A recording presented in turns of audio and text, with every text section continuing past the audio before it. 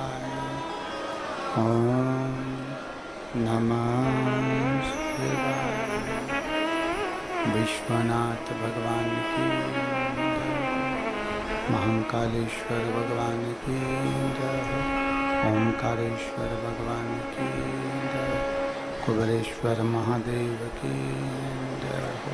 हर हर महादेव, हर हर महादेव, हर हर महादेव।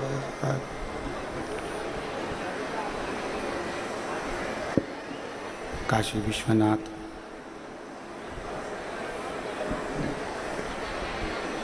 ओगरदानी त्रिकालदर्शी कैलाशी अविनाशी भगवान शिव, जिनकी पुनित पावन शिव महापुराण की कथा भगवान देवाधिदेव महादेव की कृपा से, उनकी करुणा, उनकी उदारता से आप और हम सभी सावन के इस पवित्र महीने में, श्रावण मास में भगवान शिव की पवित्र कथा का रसपान करने के लिए विराजमान है। बड़े भाग्यशाली हैं सभी श्रोता भाई बहन, जो इस पवित्र पावन भगवान शिव की कथा सावन के महीने में श्रवण कर रहे हैं। कथा मंडप में विराजमान मध्य प्रदेश छत्तीसगढ़ शासन के माननीय मुख्यमंत्री श्री विष्णुदेव जी सहाय जी की धर्मपत्नी श्रीमती कौशल्या देवी सहाय, जो इस पवित्र कथा का रसपान सावन के महीने में प्रतिदिन बैठकर कथा का लाभ ले रही हैं। एक बार जोरदार ताली बजाकर उनका स्वागत वंदन अभिनंदन। बोलबम सेवा एवं कल्याण समिति प्रदेश अध्यक्ष दया सिंह जी भिलाई से, जिस समिति ने अथक मेहनत कर कर इस कार्य को सफल किया है, मैं श्री दया सिंह जी को और उनकी पूरी समिति को एक बार जोरदार ताली बजाकर स्वागत वंदन अभिनंदन। इस बरसते पानी में श्रावण के महीने में कई बार व्यक्ति डगमगा जाता है कि कैसे होगा, पर यदि विश्वास पक्का है देवाधिदेव महादेव के चरणों में,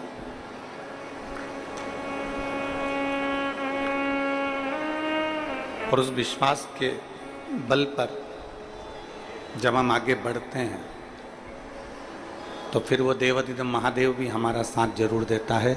जैसे दया सिंह जी, आपने ये कथा ली और उस कथा में 4 दिन में 5 दिन में इतनी व्यवस्था करी, और व्यवस्था में इतने सारे शिव भक्तों के चेहरे पर अगर आज प्रसन्नता है तो वह आपके कारण है, भिलाई के भक्तों के चेहरे। बहुत बहुत साधुवाद है आपको, बहुत बहुत। ये कृपा शिव के बिना, आप और हम कोई भी कर्म करें, वो प्रत्येक कर्म हमारा अपना तो है कि हम मेहनत कर रहे हैं, पर उसके साथ प्रभु कृपा भी होती है।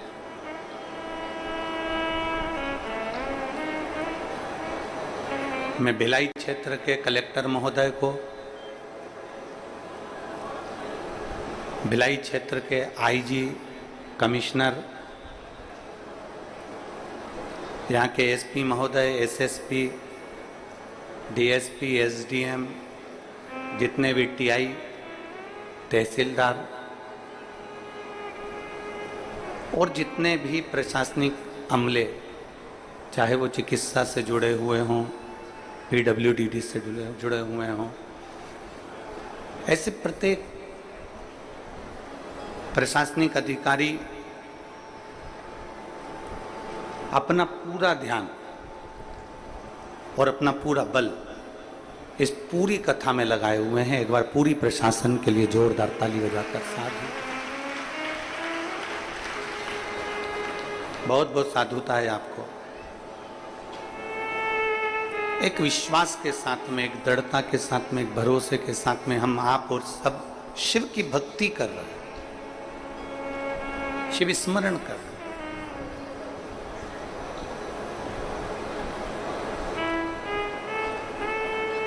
एक पल हो, एक घड़ी हो, एक क्षण हो, जितना शिव की कृपा आप पर और हम पर हो जाए, हम उतना भजन कर लें।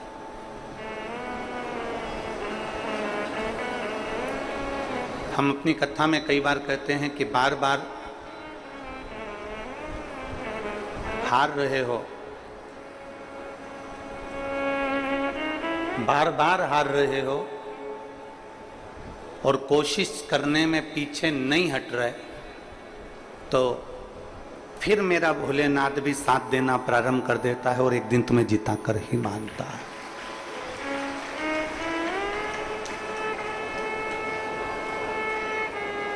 हारने के बाद यदि व्यक्ति टूट जाए, यदि बार बार मेहनत कर रहा है, बार बार संघर्ष कर रहा है, बार बार परिश्रम कर रहा है, कंपटीशन एग्जाम में बैठ रहा है, सीए की तैयारी कर रहा है, आईएएस ऑफिसर बनने की तैयारी कर रहा है, कोई एग्जाम दे रहा है और हार गया, अब वो विचार करा कि अब मैं नहीं बन सकता, अब मेरे बस का नहीं।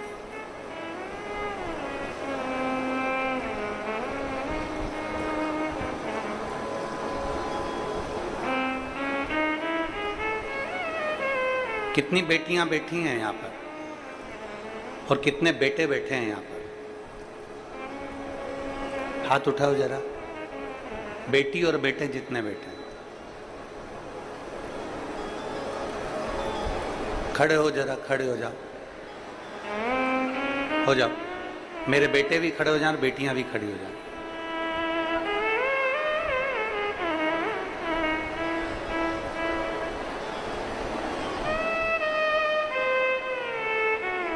आज मैं सावन के सोमवार के दिन, सावन का दूसरा सोमवार और 72 साल के बाद ये सावन आया, आपसे केवल इतनी प्रतिज्ञा करवाना चाहता हूं कि अपनी मेहनत में कमी मत आने देना और एक दिन तुम्हें बड़े औहदे पर और ऑफिसर बनकर देखना हम भी चाहते हैं। पक्का? दोनों हाथ उठाकर हर हर।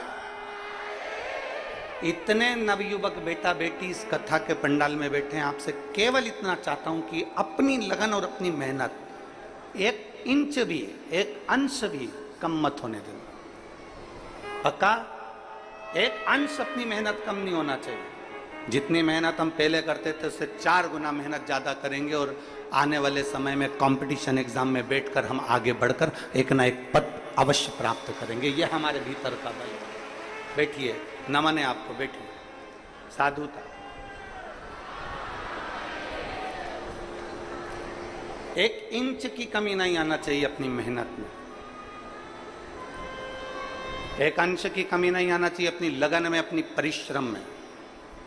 कोई तुमसे कह दे कि तुम सीए नहीं बन सकते, कोई तुमसे कह दे कि तुम शिक्षक नहीं बन सकते, कोई तुमसे कह दे कि तुम जज नहीं बन सकते, कोई तुमसे कह दे कि तुम आईएएस ऑफिसर नहीं बन सकते, तो वो तुम्हारे लिए चैलेंज है। फिर इतनी मेहनत करना, इतने कंपटीशन एग्जाम देना, एक बार हार जाओ, 2 बार हार जाओ, 3 बार हार जाओ, पर समझ लेना अगर बार बार हार रहे हो मतलब चढ़ने का प्रयास कर रहे हो, तुम्हारी मेहनत कम नहीं हो रही, मतलब तुम जीत कर बताओगे, ये निश्चितता तुम्हारे लिए।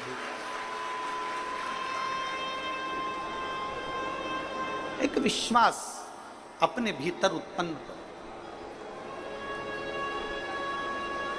आज हमें बड़ी खुशी हो रही है कि इतने सारे नवयुवक बेटा बेटी इस कथा में बैठे हुए।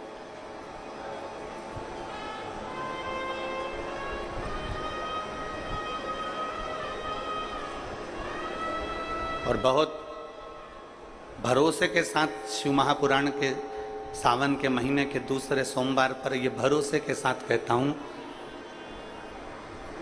छत्तीसगढ़ की कथा में जब भी आगे आते रहेंगे, आपके ज्वाइनिंग के लेटर के साथ कई पत्र इधर भी आते रहेंगे, ये पक्का। क्योंकि तुम्हारा विश्वास कम नहीं होना चाहिए, तुम्हारा भरोसा दृढ़ बना।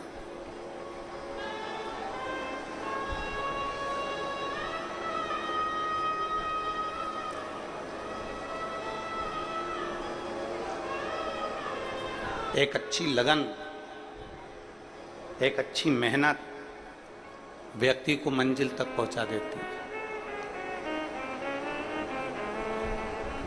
कल एक व्यक्ति कह रहा था, गुरुजी जब कोई मरता है ना तो अर्थी लेकर जाते हैं, मतलब हम मुर्दे को उसकी मंजिल तक पहुंचाते हैं।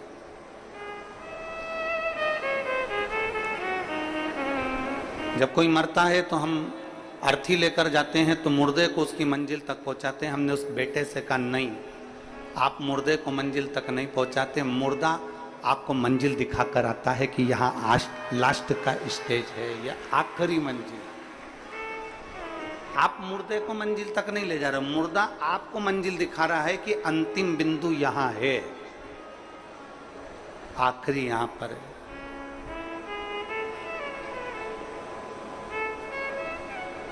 बार बार व्यक्ति हार रहा है, बार बार हार रहा है और कोशिश कर रहा है, बार बार कोशिश भी कर रहा है, तो ये पक्का है कि वो जीतेगा, वो विजय प्राप्त होगा।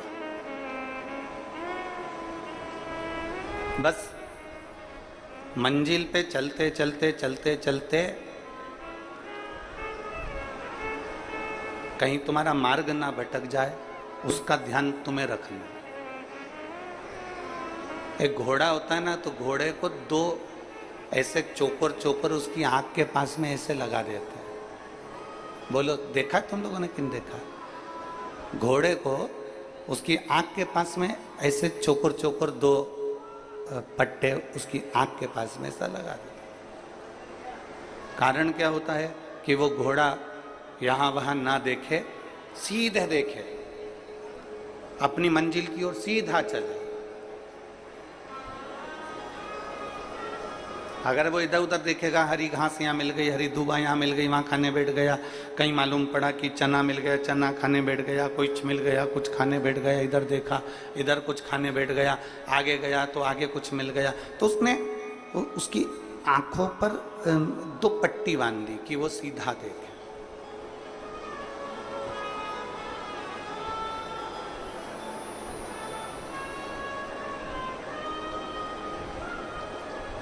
ये शिव महापुराण की कथा जो है ना, ये भी पट्टी का काम करती है।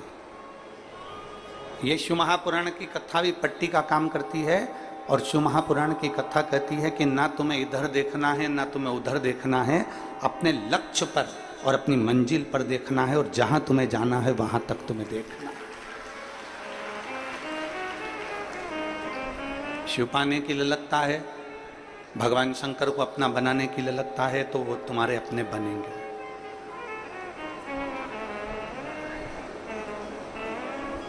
एक मंजिल तक पहुंचने की ललकता है, तो वो मंजिल तक पहुंचोगे।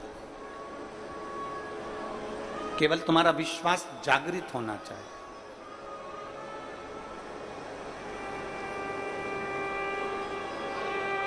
और जिस दिन तुम्हारा विश्वास केंद्रित हो गया, जागृत हो गया, तो फिर ये पक्का है कि तुम्हें कोई नहीं रोक सकता तुम्हारी मंजिल तक जाने से। तुम्हें कोई नहीं रोकेगा। और मैंने तेरे ही भरोसे बाबा, तेरे ही भरोसे हवा बिच उड़ती जा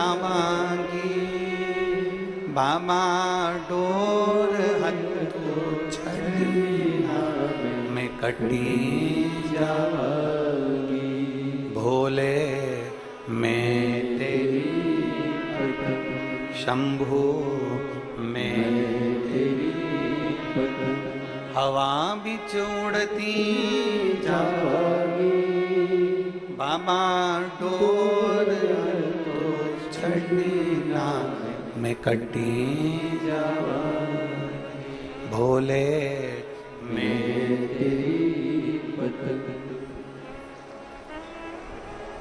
शिव पुराण लिखी गई कागज के ऊपर,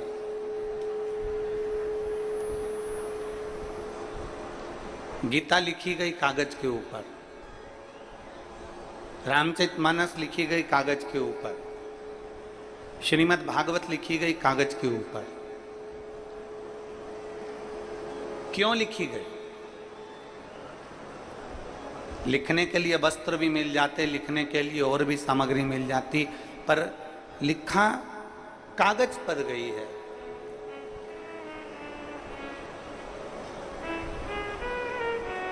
क्यों लिखी गई? अखबार भी तो कागज का ही होता है। अरे बोलो तो जम के होता है। न्यूज भी तो अखबार पर लिखी जाती है। बहुत सारे ऑफिस में कार्य होते हैं, वो भी कागज पर लिखे जाते हैं, वो भी कागज के ऊपर ही अंकित होते हैं। बहुत सारी बातें होती हैं जो कागज पर लिखी जाती है, पत्र भी कागज पर लिखा जाता है, ऑफिस का वर्क भी सारा कागज पर होता है, होमवर्क भी कागज पर होता है, किताबें भी कागज पर होती हैं, और अखबार की जो न्यूज़ की कथाएं हैं, कहानियां हैं, काव्य है, सब अखबार पर लिखे जाते हैं। न्यूज़ भी अखबार पर लिखी जाती है, मैगजीन भी अखबार पर कागज पर लिखी जाती है, और पुराण, शास्त्र, गीता, रामायण, ये सब कागज पर लिखे जाते हैं। तो उस कागज में और उस कागज में अंतर क्या?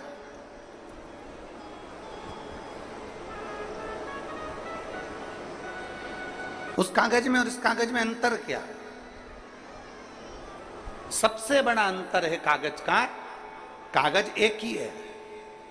अखबार छपने वाला कागज भी एक है, मैगजीन लिखने वाला कागज भी एक है, और किताबें बनने वाला कागज भी एक है, ऑफिस में काम होने वाला कागज भी एक है, और पत्र लिखने वाला कागज भी एक है, और पुराण लिखने वाला कागज भी एक है। केवल अंतर इतना है कि बाकी के जिन चीज़ों पर लिखा गया वो संसार की चीज़ें लिखी गई, और पुराण में जो लिखा गया वो परमात्मा की चीजें लिखी गई। और जो परमात्मा की एक बार बात लिखा जाती है वो फिर कहीं फेंकी नहीं जाती, उसको संजोकर पूजन के लिए, आराधना के लिए, साधना के लिए रखा जाता है। शिव महापुराण की कथा कहती है जैसे कागज एक है, बस अंकित क्या हो रहा है वो देखा जाता है, उसी तरह संसार में सब एक जैसे पैदा हुए हो।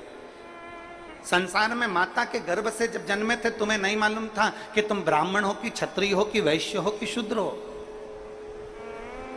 माता के गर्भ से जब जन्मे थे तो तुम्हें नहीं मालूम था कि तुम्हारा शरीर पूरा है कि आधा है। माता के गर्भ से जब जन्मे थे तुम्हें नहीं मालूम था कि तुम गरीब हो कि अमीर हो। माता के गर्भ से जब जन्मे थे तुम्हें नहीं मालूम था कि तुम देख पाओगे कि नहीं पाओगे, सुन पाओगे कि नहीं पाओगे, चल पाओगे कि नहीं चल पाओगे, तुम्हें कुछ नहीं मालूम था।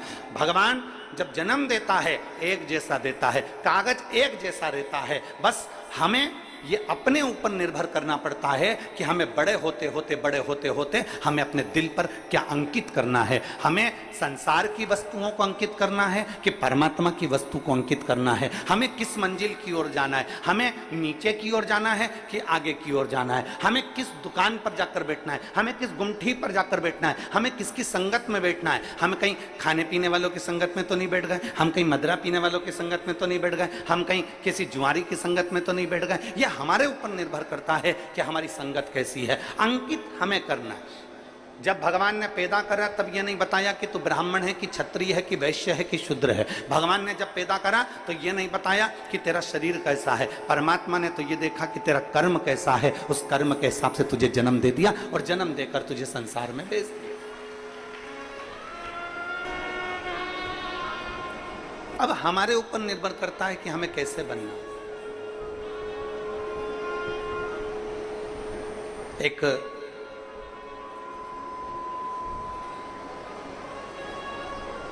पृथ्वी के वीर योद्धाओं में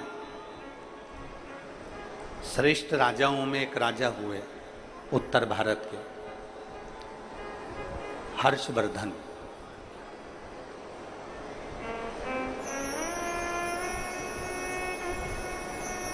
उत्तर भारत के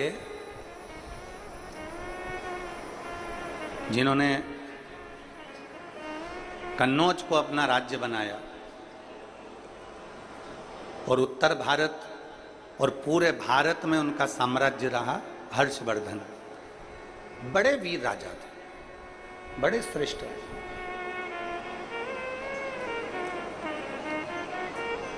केवल एक पंजाब में उनका राज्य नहीं था, बाकी के सब जगह पर उनका राज्य था, सब।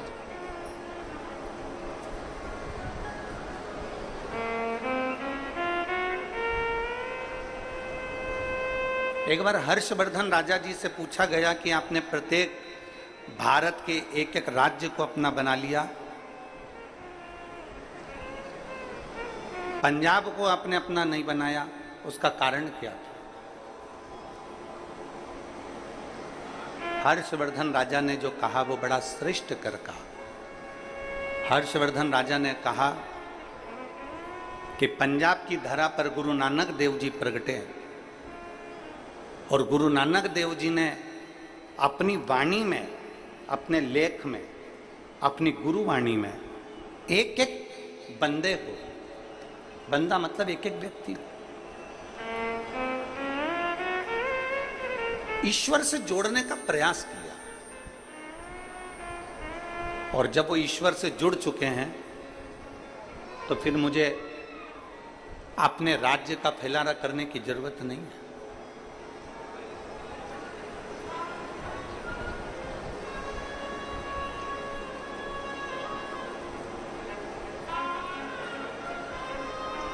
भारत की भूमि के ऐसे संत गुरु नानक देव जी,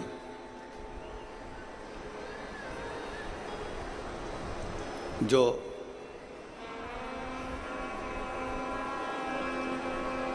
महाराष्ट्र की पवित्र भूमि पर जाते हैं, नागेश्वर में पहुंचते हैं और औंडा नागनाथ के मंदिर के बाहर बैठ जाते हैं और अपने साथ में बैठे हुए संतों से कहते हैं कि पुकारो, नामदेव जी, अगर तुम्हें मंदिर के लोगों ने पीछे पटक दिया है तो भगवान शंकर को पुकारो, भगवान शिव के प्रति अगर आपकी भक्ति दृढ़ होगी तो यह मंदिर का दरवाजा भी पलट जाए।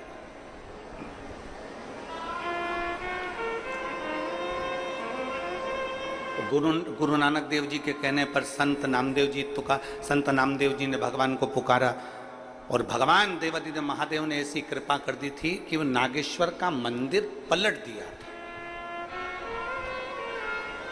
आज भी अगर महाराष्ट्र में आप दर्शन करने जाएं तो बड़ा सुंदर शिव का मंदिर है औंडा नागनाथ का। आप लोगों में से कोई गए दर्शन करने के लिए? कोई गए हो तो हाथ उठाओ जरा। गए और बहुत अच्छी बात है। कभी अगर मौका मिले महाराष्ट्र में तो औंडा नागनाथ जी का मंदिर बड़ा सुंदर। बस ये है कि वो थोड़ा मंदिर में जो शिवलिंग है वो छोटा सा नीचे की ओर है, तो थोड़ा धीरे से उसको जाना पड़ता है।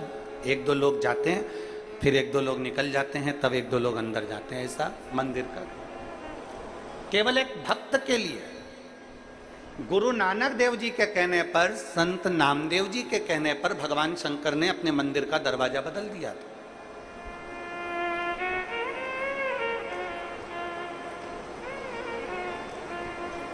मंदिर का द्वार चेंज कर दिया।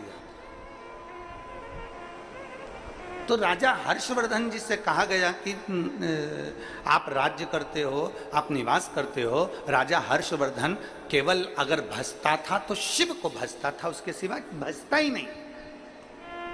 उसकी चित्तवृत्ति में शंकर के सिवा कोई आता ही नहीं। वो कहते हैं ना, तेरे सिवा कोई और मुझे भाता नहीं है। शिव के सिवा उसको कोई भाता ही नहीं है। राजा हर्षवर्धन शंकर की भक्ति में ऐसे रम गए, ऐसे रम गए, ऐसे रम गए, ऐसे रम गए कि सुबह से शाम तक अपना राज्य संभालना और शंकर की भक्ति धारण करना। ओम नमः शिवाय, नमः शिवाय, श्री शिवाय नमस्तुभ्यम। स्मरण करते रहना, स्मरण करना।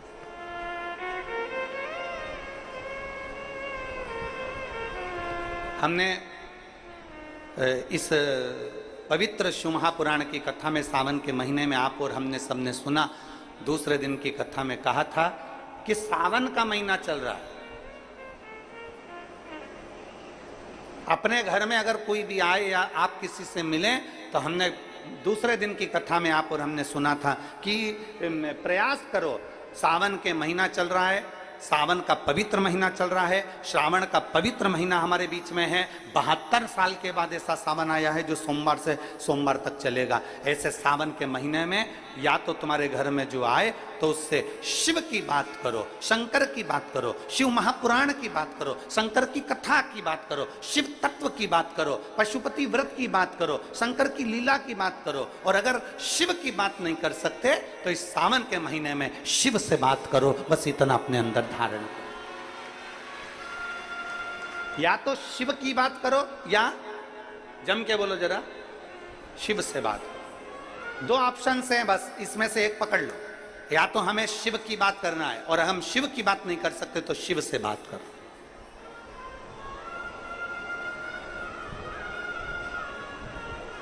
हम लौकिक बात क्यों करें, हम सांसारिक बात क्यों करें? कई लोग ऐसे होते हैं जो दिन भर कथा में बैठे बैठे इसकी निंदा कर दो, उसकी निंदा कर दो, मालूम पड़े शिव पुराण तो कम सुना पाए, भागवत तो कम सुना पाए, रामायण तो कम सुना पाए, गीता ज्ञान तो कम दे पाए, मालूम पड़ा निंदा निंदा निंदा निंदा में पूरा समय निकल गया। ना, हमें किसी की निंदा ना करते हुए हमें तो केवल भगवान की, या तो शिव की बात करो या शिव से बात करो। सावन में बस इतना ही करो। आज सावन का दूसरा सोमवार है। 5 सोमवार का आपको स्मरण मालूम होगा।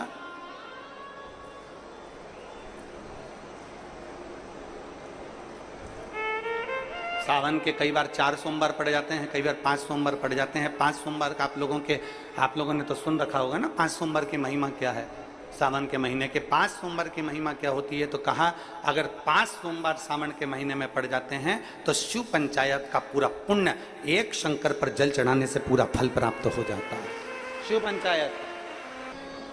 श्रावण का पहला सोमवार होता है शिव तत्व का, श्रावण का दूसरा सोमवार होता है देवी तत्व का, माँ दुर्गा, माँ भवानी।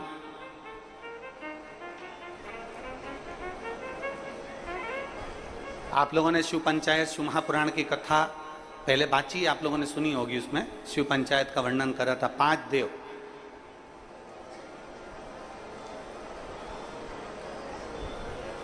शंकर भगवान, स्वयं पंचदेव में प्रथमता प्राप्त कर कर बैठते, मां दुर्गा, भगवान नारायण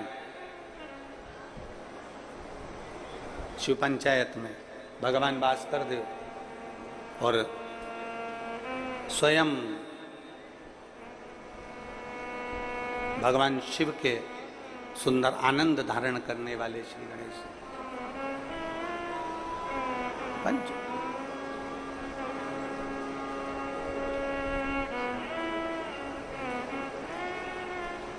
अब प्रथम में शिव, दुर्गा, नारायण, भास्कर देव, गणेश जी, ये सब भगवान शिव की पंचायत के अंतर्गत विराजमान होते हैं और ये 5 सोमवार का फल हमें प्रदान करते हैं। 5 सोमवार।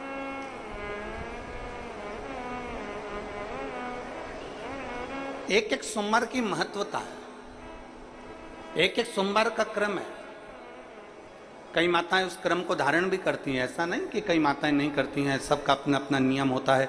कोई शिव मंदिर में जाता है तो एक अक्षत, एक चावल का दाना शिव जी को समर्पित करता है, कोई मंदिर जाता है तो एक पुष्प शिव जी को समर्पित करता है, कोई मंदिर जाता है तो एक बेलपत्र शिव जी को समर्पित करता है, कोई मंदिर जाता है तो जल समर्पित करता है। सबका अपना अपना भाव है, जैसे तुम शिव को मना सकते हो। जैसे आप भगवान शंकर को नहीं जा सकते। हर्षवर्धन भगवान शिव की भक्ति में रमा रहता था। शंकर के सिवा कोई भाता ही नहीं था उसको। शिव शिव है।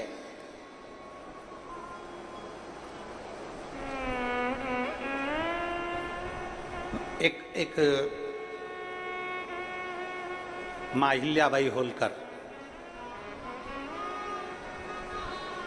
और दूसरे हर्षवर्धन, तीसरे वीर शिवाजी, छत्रपति शिवाजी। छत्रपति शिवाजी ऐसे भारत के कई राजा, भारत की कई रानी, भारत की भूमि के कई महाराजा, जिन्होंने इस पृथ्वी पर अपना अखंड राज्य करा और संसार को दिया है, वो शंकर को अपना लक्ष्य बनाकर चलते थे। जैसे मां अहिल्याबाई होलकर, मां अहिल्याबाई होलकर जब भी अपना पत्र लिखती थी, उस पत्र में कभी नहीं लिखती थी कि अहिल्याबाई का आदेश। कभी नहीं लिखा कि मां अहिल्या का या राजमाता अहिल्या का आदेश। जब भी पत्र मां अहिल्याबाई लिखती थी तो उसमें लिखती थी शिव का आदेश, महादेव का आदेश।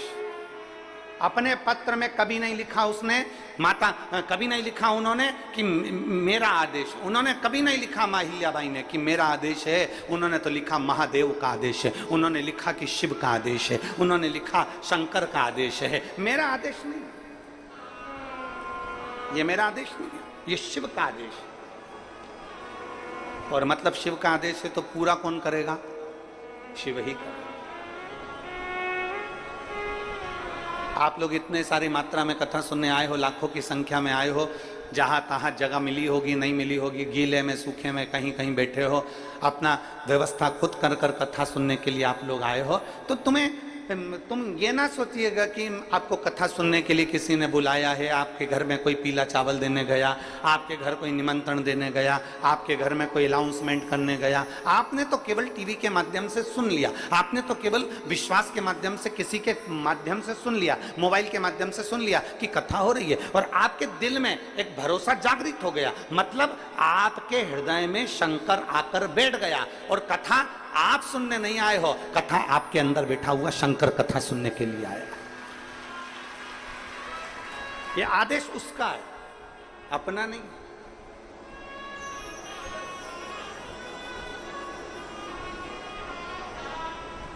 और शंभु शरणे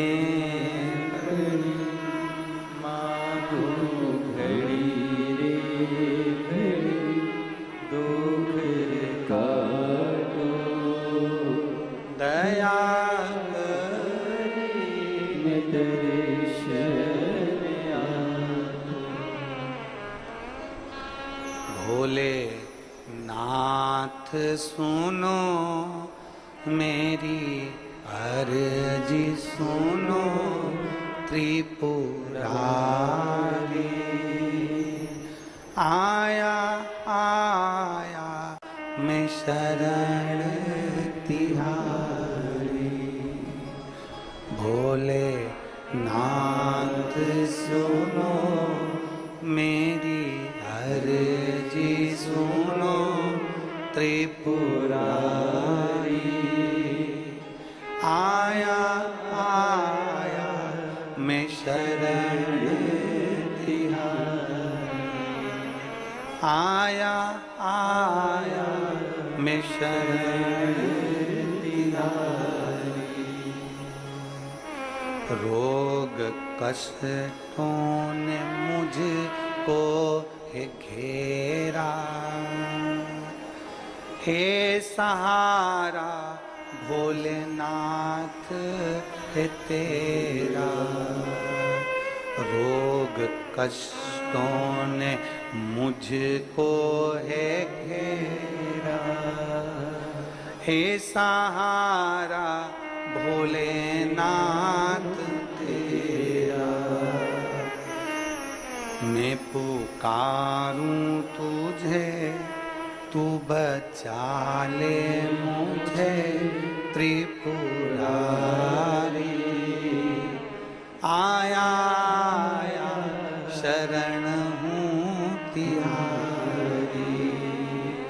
भोलेनाथ सुनो मेरी अर्जी सुनो त्रिपुरारी,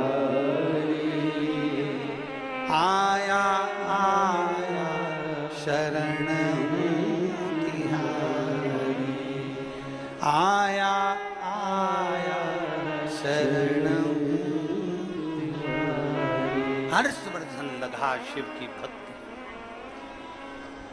एक विश्वास एक के प्रति कर लो, वो आपको निहाल कर देगा। एक पत्र है, देखिए।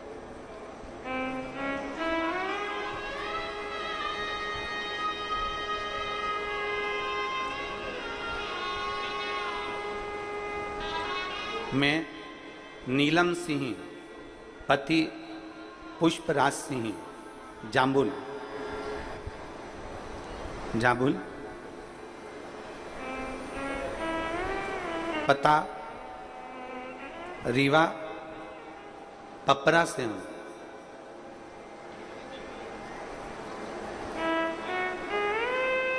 कहीं बैठे हैं क्या? आप ही हैं? श्री शिवाय नमस्ते। आइए बिल।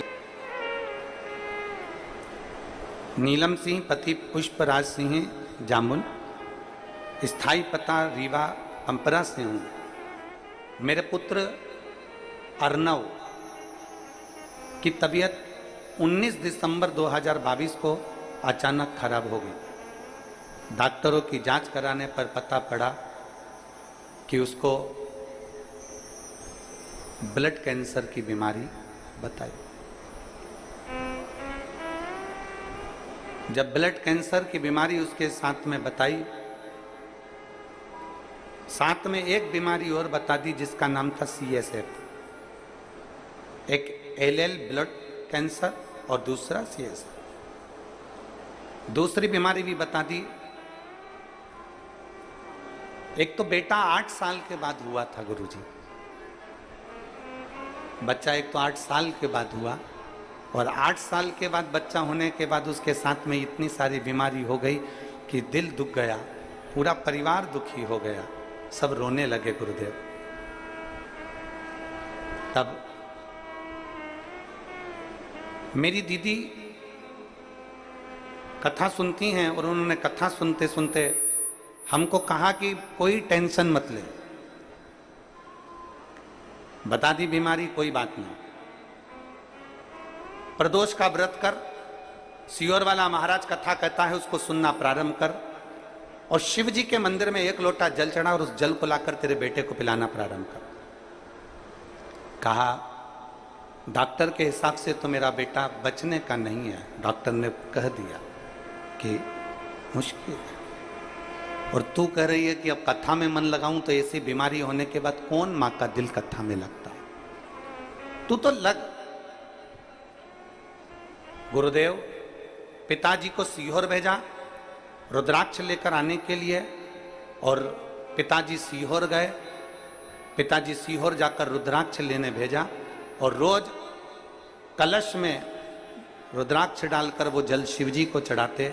और फिर मेरी जीजी ने कहा कि अप्रैल के महीने में 2023 में भिलाई में कथा हो रही है, तू वहीं पर है, अपने बेटे को लेकर पंडाल में बैठकर कथा सुन।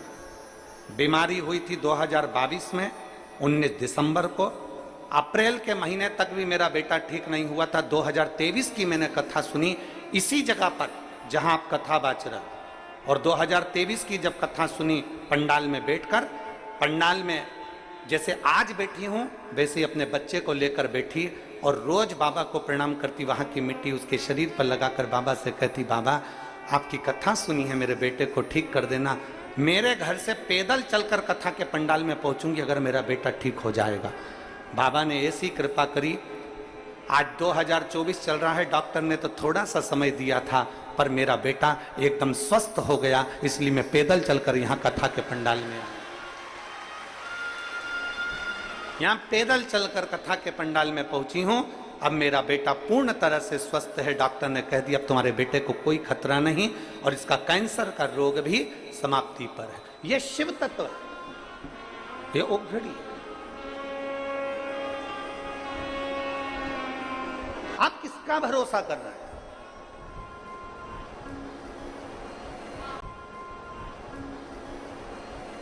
आप किस विश्वास की ओर जा रहे हैं?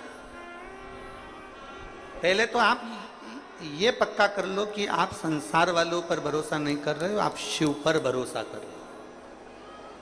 आप सीहोर वाले महाराज पर भरोसा नहीं कर रहे हो, आप शंकर पर भरोसा कर रहे हो। सीहोर वाले महाराज का तो क्या है, मनुष्य देह है, मानव का शरीर है, मानव के शरीर पर कोई भरोसा नहीं किया जा सकता।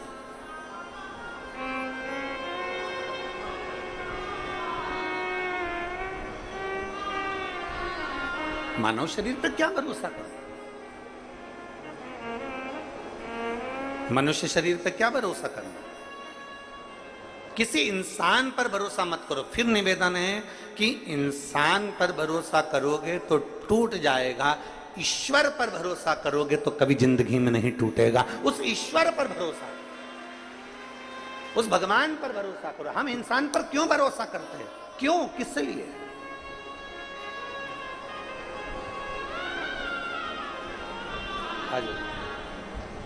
आ जाओ,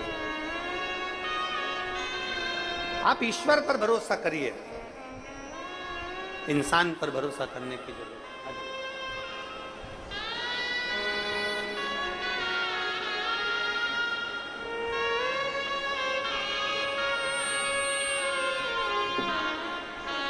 ठीक है बेटा,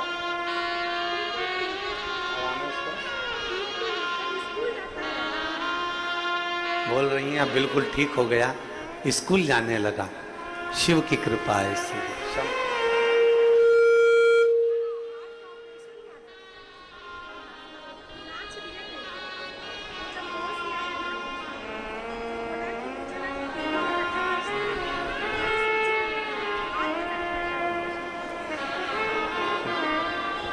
एक बेटे को शिव तत्व है, शंभु ओघड़ी, उसका भरोसा, उसकी दृढ़ता।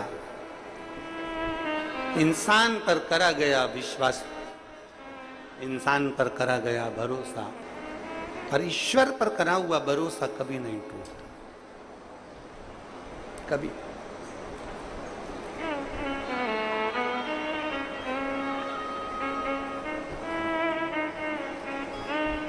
एक देवादिदेव महादेव का चरित्र कहता है कि अहिल्याबाई होलकर जब युद्ध लड़ने के लिए चारों तरफ से सेनाएं तैयार होकर घेर लेती थीं, तब अहिल्याबाई होलकर अपने हाथ में, आपने अहिल्याबाई माता का फोटो देखा होगा, मूर्ति देखी, उनके हाथ में शिवलिंग रखा रहता था। वो युद्ध के मैदान में भी अपना शिवलिंग लेकर जाती थी।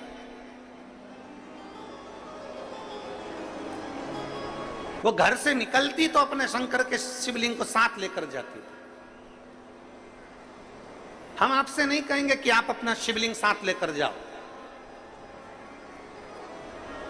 हम इतना जरूर कहेंगे कि आप शिवलिंग साथ लेकर मत जाओ, पर शंकर को जल चढ़ाकर वो जल जब पियोगे वो तुम्हारे पेट में 24 घंटा रहता है, वो तुम्हारे साथ शिव के रूप में जाए।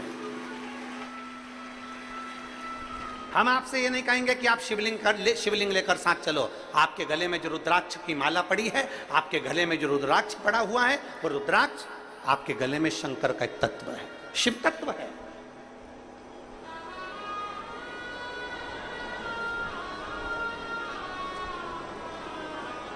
आप शिवलिंग साथ लेकर मत जाओ, पर शंकर के चढ़े हुए जल को यदि अपने ऊपर छींट भी लेते हो तो उसका भी फल है हमारे, उसका भी।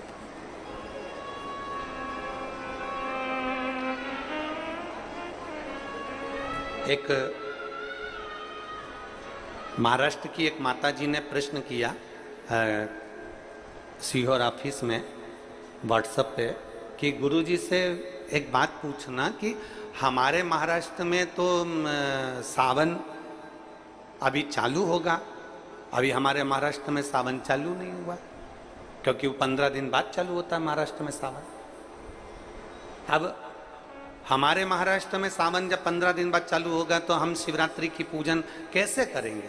फिर हम शिवरात्रि कैसे करेंगे? तो हमारा निवेदन है संपूर्ण मराठियों से, संपूर्ण महाराष्ट्र में निवास करने वालों से, और जिन जिन के अभी सावन अभी चालू नहीं हुआ उनसे भी निवेदन है, अगर 2 अगस्त को पूजन कर भी लोगे ना तो कुछ घटेगा क्या? अरे बोलो तो जम के, नहीं घटेगा ना। वो तो शिव की आराधना है, शंकर की पूजन है। आप तो ये मानकर चलो ना कि हम शिव को भज रहे हैं, और शंकर को भजने के लिए कोई मुहूर्त, कोई समय, कोई दिन, कोई पल, कोई घड़ी नहीं। शंकर को पाने के लिए तो बस तुम दिल से जिस दिन पुकारोगे शंकर तुम्हारे सामने हो। शिव को दिल से पुकार लो, वो तुम्हारे सम्मुख में होगा।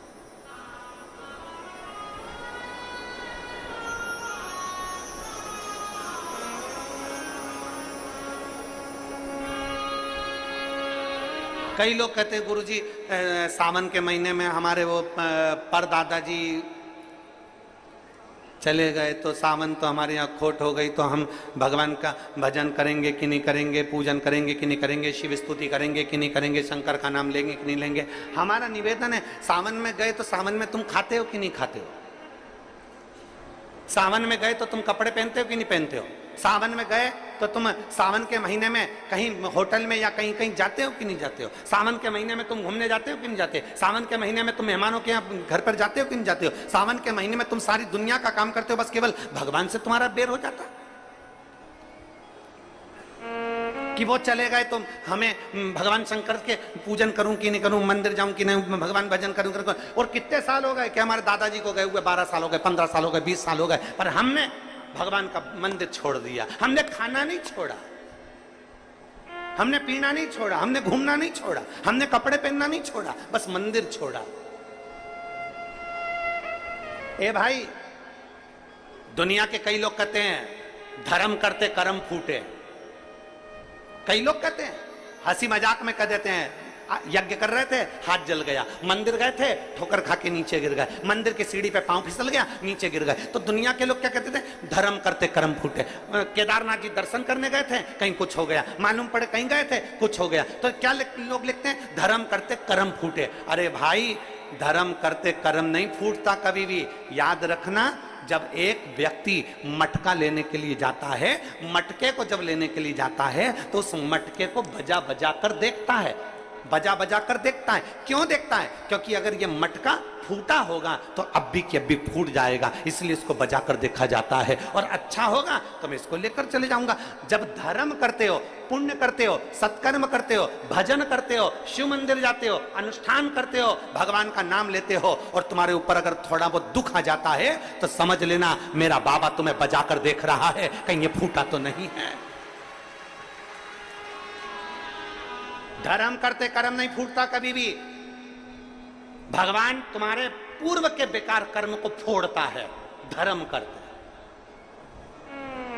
थोड़ी समस्या आ गई, थोड़ी प्रॉब्लम आ गई, थोड़ी परेशानी आ गई, थोड़ा कष्ट आ गया, किसी ने कुछ कह दिया, किसी ने कुछ बोल दिया, समझ लेना कि धर्म करते कर्म नहीं फूट रहा है। धर्म करते हैं तो हमारे पूर्व का कर्म जो हमारे ऊपर हावी रहता है, भगवान उसको तोड़ता है, उसको काटता है, इसलिए थोड़ा कष्ट आ जाता है। एक पत्र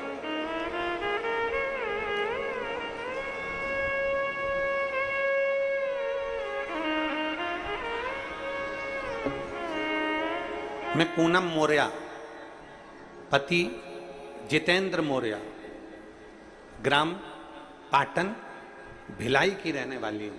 कहीं बैठी हूं तो हाथ हिला सकते हैं। मैं पूनम मौर्य, पति जितेंद्र मौर्य, ग्राम पाटन भिलाई की रहने वाली हूं।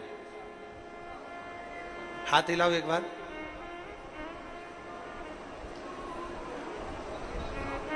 आई हैं क्या? आई हैं? हाथ हिलाओ। आ जाओ, बच्चे को लेकर आई हो, आ जाओ, बेलपत्र ले जाओ। मैं पूनम मौर्य, पति राजेंद्र मौर्य, पाटन भिलाई की रहने वाली हूं। गुरुजी, मेरी शादी को 10 वर्ष बीत चुके थे, कोई संतान नहीं थी। तब मेरी मां ने आपके बारे में बताया और बताए हुए उपाय को बताया। बेटी, पशुपतिनाथ का व्रत कर, सीहोर वाले गुरुजी कहते हैं कि पशुपतिनाथ का व्रत करने से सभी मनोकामना पूर्ण होती है। तब मैंने पशुपति व्रत किया 2 बार, लेकिन फल नहीं मिला। मैंने 2 बार पशुपति व्रत करा पर मेरे को फल नहीं मिला। फिर तीज का व्रत आया, तब मेरी माँ ने टीवी में आपके द्वारा फुलहरे का वर्णन सुना। आप कहते हो कि हरतालिका तीज के दिन जिस मंदिर में फुलेरा नहीं बंधा हो उस मंदिर में जरूर फुलेरा बांधो, मन की कामना पूरी होती है। 5 फुलेरे का दर्शन अवश्य करो, मन की कामना पूरी होती है। मैंने 5 फुलेरे का भी दर्शन करा, एक मंदिर में फुलेरा भी बांधा। तब मेरे बाबा ने मेरी विनती स्वीकार कर ली। तब मेरा 10 साल के बाद 9 मार्च 2023 को मेरा गर्भ ठहर गया। 9 मार्च 2023 को मेरा गर्भ ठहरा, लेकिन 3 महीने पर मुझे ब्लीडिंग होना प्रारंभ हो गया। फिर हमने डॉक्टर को दिखाया तो डॉक्टर ने कहा कि बच्चेदानी में एक बड़ी गठान हो गई है। वो बड़ी गठान होने के कारण बस तुम्हारी ये तकलीफ हो रही है, बच्चे को ना रखिए। तब मेरी माँ सीहोर गई, वहां से रुद्राक्ष लाई और मुझे दिया, जिसे रोज तांबे के लोटे में रुद्राक्ष को गलाती, बाबा को चढ़ाती और उसी जल को पी लेती। फिर गुरुजी हमारे घर 17 नवंबर 2023 को भोलेनाथ की कृपा से बेटे ने जन्म ले लिया, पुत्र रत्न की प्राप्ति हुई। पर 17 नवंबर 2023 को बेटा तो हो गया गुरुदेव, 10 साल के बाद मुझे औलाद तो बाबा ने दे दी गुरुदेव, पर वो बच्चा ना तो देखता था ना सुनता था, आंखों से भी अंधा था और कान से भी बहरा था। ताली बजाते बच्चा नहीं देखता, आंखों से उसे दिखाई नहीं देता। डॉक्टर को फिर दिखाने के लिए हम उस बच्चे को हॉस्पिटल लेकर गए तो डॉक्टर ने कह दिया ये बच्चा जिंदगी भर ना सुन सकता है ना देख सकता है। इतना दिल दुखा कि मेरे महादेव ने तो 10 साल बाद मुझे औलाद दी और वो भी अंधी और बहरी दी। तब आपने अपनी कथा में एक दिन कहा, एकांतेश्वर महादेव के मंदिर जाओ, जो एकांत में शिवलिंग है उस पे जल चढ़ाओ, एक दुर्वा चढ़ाओ, एक बेलपत्र चढ़ाओ, वहां की भूमि की रच को साफ कर आओ। हम अपने बच्चे को लेकर एकांतेश्वर मंदिर जाने लगे। डॉक्टर ने तो सर्टिफिकेट दे दिया कि ये बच्चा अंधा रहेगा और बहरा रहेगा जिंदगी भर। हमने शंकर का पीछा नहीं छोड़ा गुरुजी, और बच्चे को लेकर एकांतेश्वर महादेव के मंदिर जाना चालू कर दिया। जो मंदिर एकांत में मिलता था वहीं बैठ जाते, शंकर का चढ़ा हुआ जल बेटे की आंखों पर और कानों पर लगा देते, बच्चे के कान में श्री शिवाय नमस्तुभ्यम बोलते, बच्चे की आंख पर हाथ फेरते, श्री शिवाय नमस्तुभ्यम बोलते। और बाबा की ऐसी कृपा हुई कि डॉक्टरों की रिपोर्ट भी पूरी नेगेटिव हो गई और मेरा बच्चा देखना भी चालू हो गया और सुनना भी चालू हो गया।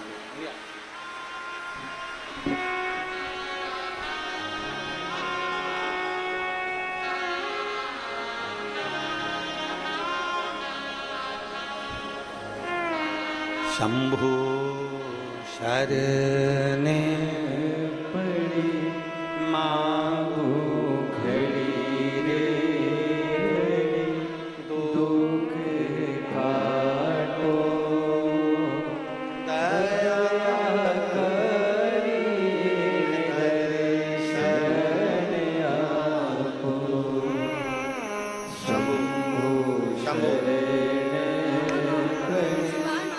मांगो घड़ी रे घड़ी, दुख काटो दया करी दर्शन आपो। दया करी दर्शन आपो। अब देखता भी है, सुनता भी है, और दीदी कह रही हैं डॉक्टर ने तो कह दिया था कि ये कभी देखेगा नहीं और सुनेगा नहीं। जब हम उसी डॉक्टर के पास लेकर गए तो डॉक्टर भी आश्चर्य में है कि ये देखना और सुनना कैसे चालू कर दिया। शिव तत्व है। 10 साल बाद उसने दिया है, किसकी सामर्थ्य था? 10 वर्ष के बाद वो देने वाला है। और जब 10 वर्ष के बाद उसने दिया है, फिर निवेदन है, शरीर उसका है, दिल उसका है, मन उसका है, चित्त उसका है, परिवार उसका है, घर उसका है, दुकान नौकरी सब उसकी है। हम तो केवल उसके आश्रित होकर जी रहे हैं और दिन रात जय महाकाल के रहे हैं। हम उसके आश्रित होकर जी रहे हैं और दिन रात जय महाकाल कह रहे हैं। हमारा है क्या? उसके आश्रित रहना है।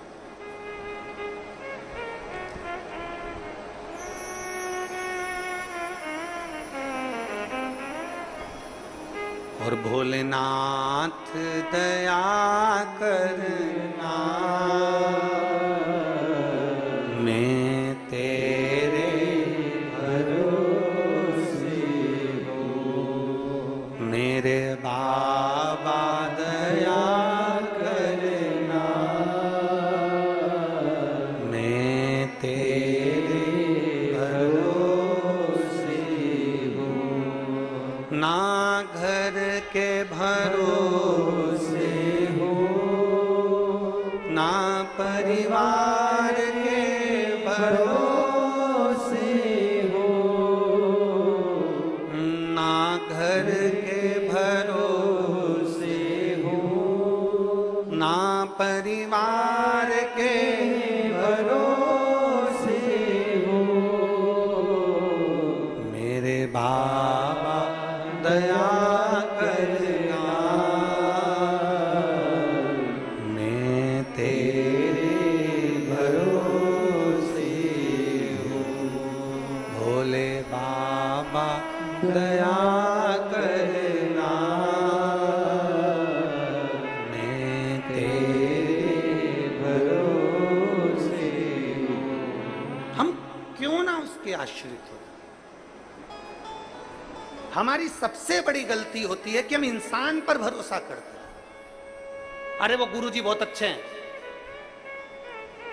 अरे वो गुरुजी बहुत अच्छे हैं, नारियल देंगे काम हो जाएगा, भभूति देंगे काम हो जाएगा, बेल देंगे काम हो जाएगा, दाना देंगे काम हो जाएगा, सिर पे हाथ रख देंगे काम हो जाएगा। ना ना ना, हम गलती करते हैं कि इंसान पर भरोसा करते हैं। हमने सबसे बड़ी गलती आज तक करी है, पूरी जिंदगी में यही गलती करते हैं। कभी इस पे भरोसा कर लेते हैं, कभी उस पे भरोसा कर लेते हैं, कभी उस पे भरोसा कर लेते हैं। हम शिव पर भरोसा क्यों नहीं करते? हम ईश्वर पर भरोसा क्यों नहीं करते?